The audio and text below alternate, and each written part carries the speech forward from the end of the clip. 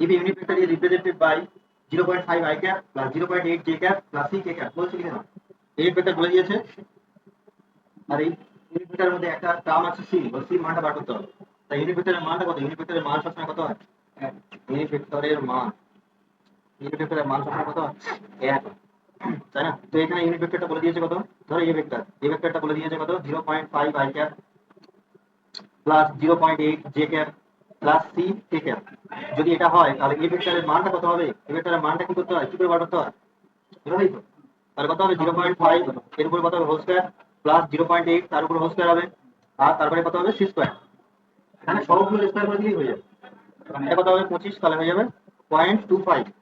এটা কত হবে 0.64 আর এটা হবে কত c স্কয়ার আর এর মানটা কত এর মান 1 তাহলে এখানে 1 সমান কত হবে 0.89 প্লাস c স্কয়ার 1 মাইনাস 0.89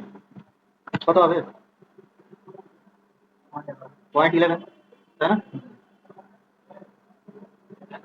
তাহলে সিটা কত হয়ে যাবে √0.11 এটাই হবে অ্যান্সার